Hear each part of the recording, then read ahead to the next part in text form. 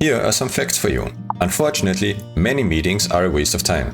And to make matters worse, we cannot just get rid of all the meetings. But there is good news. There are ways to make them better. And today, I will share practical tips for doing so. Let's go.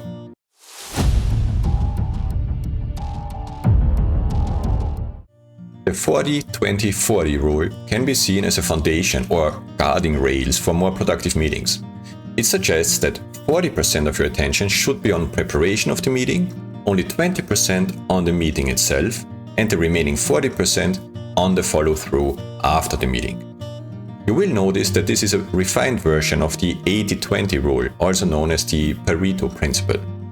The rule suggests that 80% of the energy required to make meetings successful is needed before and after the meeting itself. Now, I couldn't find any information about the origin of this rule. However, it is widely used as a guideline for successful business meetings. So if you know where it comes from, let me know in the comments. Let's start with tips for preparing productive meetings. The first one is perhaps the most essential one. Is this meeting actually necessary? This question comes in two versions. As an organizer, you ask yourself whether this meeting really needs to be scheduled. Here are 4 simple checks to help you answer that question. First, do you have an agenda or clear objectives for the meeting? You need to be clear about the meeting's purpose.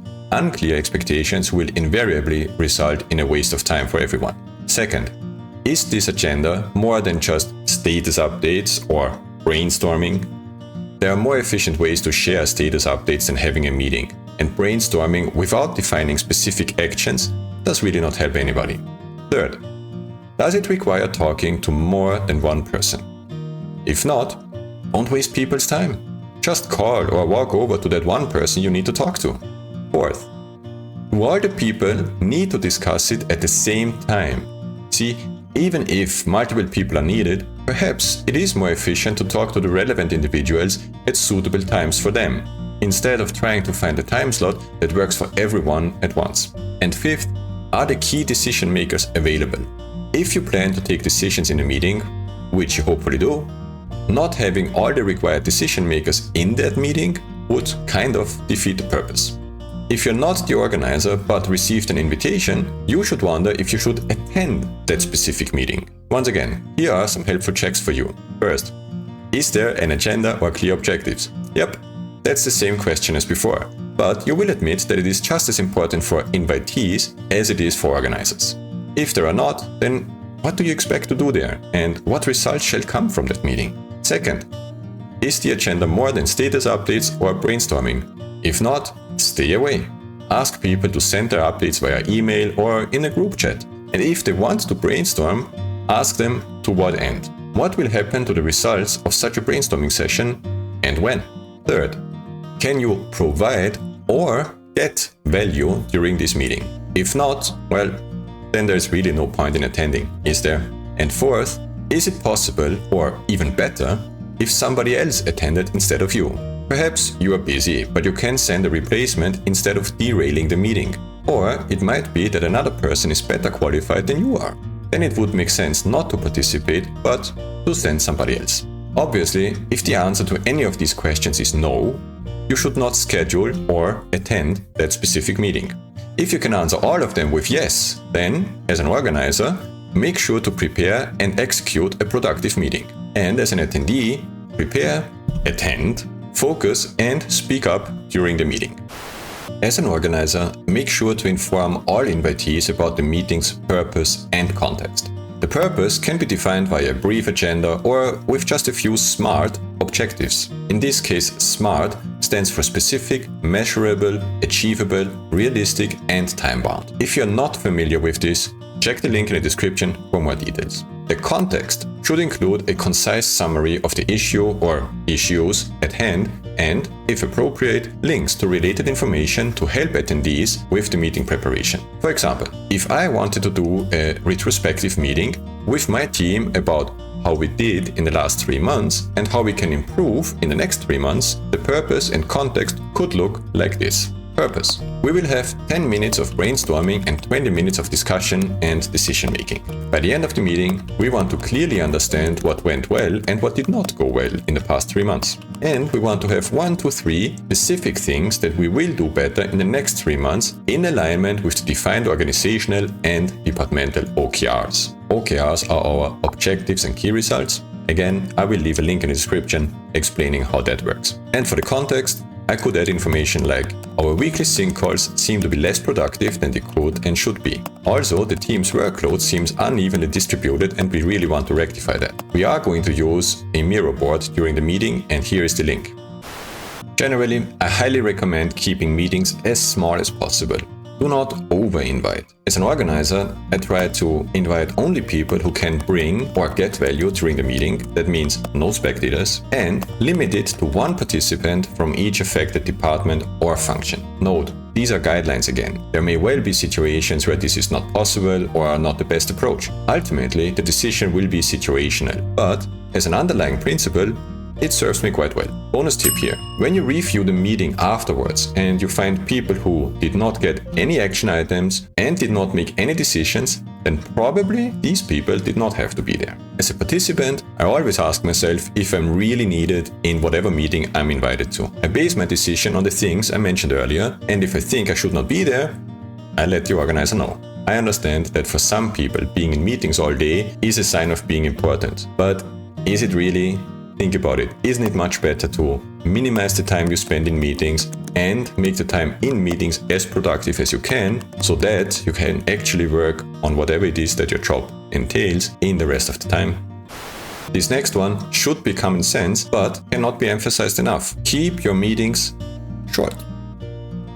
Very few meetings need to be longer than 30 minutes, if they are well prepared. For me, this is the default duration when I organize meetings. And if I get invited to meetings longer than that, I invariably ask the organizer why it has to take so long, why it cannot be done in 30 minutes, and how we can make it fit in 30 minutes. You would not believe how often people send 60-minute meetings for no other reason than habit, or just wanting to be on the safe side, which is a red flag for me, indicating that this meeting is not well planned and prepared. Bonus tip. The simple fact of planning shorter meetings already helps with making them more productive. Think about it. If you know you have 30 minutes to finish something, you will be more focused and have a good result. If you have all day to do the same thing, you will tend to fill that day without significantly better results. It's just human nature. And it's the same with meetings. They tend to fill the allotted time.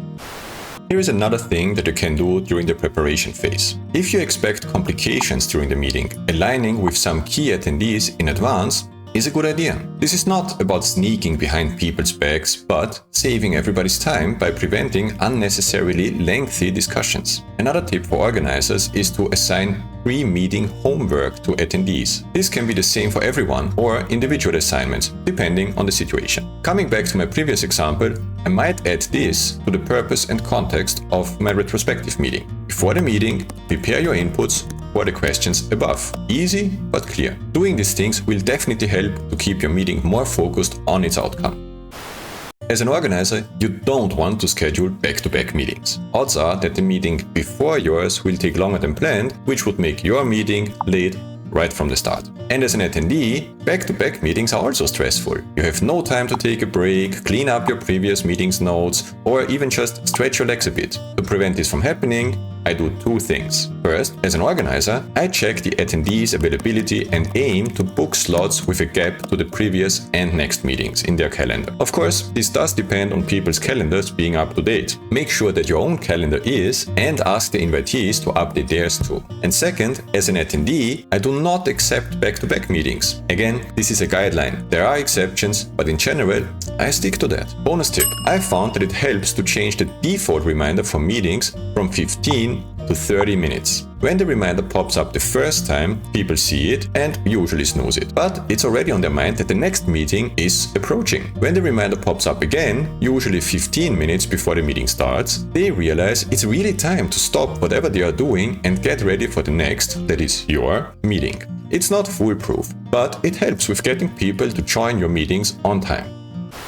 Let's talk about the meeting environment. The details for this one will depend on whether it is a face-to-face meeting, an online one, or a hybrid. The principle remains the same. As an organizer, make sure that the environment is prepared. As an attendee, make sure you know where and how to join the meeting. For physical meetings, this includes things like the meeting room, presenting options like a beamer, laptop, cables, remote controls, whiteboards and/or flip charts, markers, post-it notes, and scotch tape. For online meetings, you want to make sure of these things. The invitees have access to the online meeting room and to the necessary tools. People know how to use these tools. Your audio and video setup is working, and, ideally, people are aware of the etiquette for online meetings. Bonus tip: if you want to ensure that all the tools are accessible and working for the attendees, you can schedule a short technical check call with the group or individuals 1 or 2 days before your meeting. I always do this when hosting online workshops, because there I use several different tools which many attendees have not used before. So it's a good idea to make sure they have access, and I also give them a short overview of how to use them. This only takes 15 to 20 minutes and is time very well spent. This brings us from meeting preparation to meeting execution. We are now in the actual meeting. It has to be clear that the meeting starts at the agreed time. This means being there a bit earlier, just 1 or 2 minutes, for organizers. For participants, it has to be clear that the communicated start time is not the time when they start getting ready for the call or walking from their office to the meeting room. The start time is when everybody is ready to start working. This should be part of every organization's meeting culture. However, I learned that it does not hurt to remind people of this simple fact from time to time.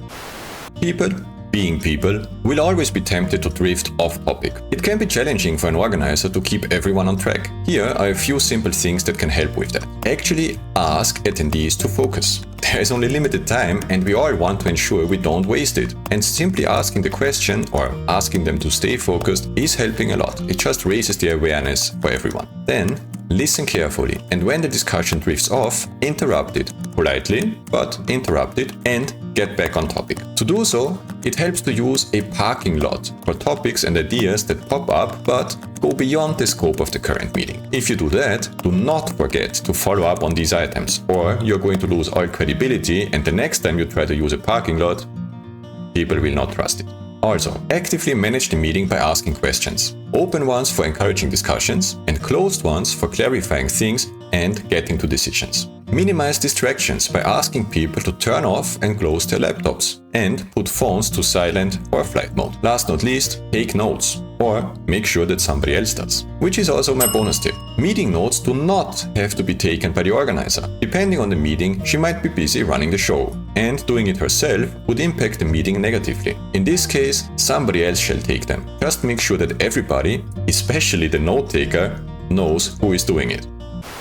Related to staying focused, the organizer can and should minimize distractions. At the very least, this can be done by asking people to turn off and close their laptops, or not even bring them if they don't need them for a specific meeting-related purpose. It also helps to ask them to put phones to silent or flight mode. Remember, the meeting is supposed to take only 30 minutes. Most likely, the world will not end if people don't check their phones during this period. For online meetings, people shall mute themselves if they're not talking, and of course, they should try to have as few distractions around them as possible. Bonus tip: for online meetings, I highly recommend that all participants keep their cameras on. This just makes it that little bit harder to get distracted and do other things during the call. Sometimes, not often, but sometimes, meetings don't take as long as the organizer thought. All items were discussed, objectives achieved, notes taken. Everybody could just move on and be happy about getting some time back. But then, the weirdest thing happens. People just stay and fill up the remaining time with whatever is on their mind. And worse, sometimes they stay even longer than the originally scheduled meeting duration. My only question here is, why? As an organizer, I always give the saved time back to the participants and to myself. I strongly recommend doing the same if and when you can. More likely than not, your meeting will not end earlier, but it should. Really should end on time. If you did not get everything done, announce a follow-up meeting. Do not just extend the current one. Even if you think it will only take a few more minutes, people will get increasingly restless, lose focus and eventually drop out because they have to go to the next meeting or call, to which they're probably late already because they booked back-to-back meetings. So 5 minutes before the planned end, summarize the outcomes, share your own actions or next steps, and review the other action items. Make sure that each of them has exactly one owner and get the active confirmation of their ownership. It sounds weird, but asking people to confirm that they will take care of a task really helps with getting it done. And now, our meeting is done. Once the meeting is over, there is still plenty of work to do. Remember the 40-20-40 principle? For the organizer, this means to consolidate all the notes, share them with the participants within one business day. If necessary, start planning the follow-up meeting. As a participant, you should send your notes, if you have any, to the organizer right away and plan your work for the agreed action items. Bonus tip: ideally, you do not send the notes around, but have them in a single place online that people can access. In this way, you avoid version conflicts and minimize the effort to maintain and update them. This is especially helpful for tracking the agreed action items. Remember those action items that you defined during the meeting and that each owner actively confirmed? Good. Now it is time to follow up on these action items. If you have them in one central place where all attendees can see them and their progress, or lack thereof, that's very easy. If you have to nudge the respective owner occasionally, don't hesitate to do so. If you are the owner of one or more action items, try not to be the one that needs to get nudged. Work on them and update their status proactively. By using this guide and applying these small, practical tips, I'm convinced that you can enjoy shorter, more productive meetings that make better use of everyone's time, whether you're the organizer or an attendee. If you found this video even remotely helpful, perhaps drop a like, subscribe to the channel, and ring the notification bell to make sure you won't miss the next videos. All this should allow you to save quite some time and be more productive. However, there are always more things we can do to increase our productivity, which you should really check out in this growing list of productivity tips and methods. And that's it for today. Thanks for watching and see you next time.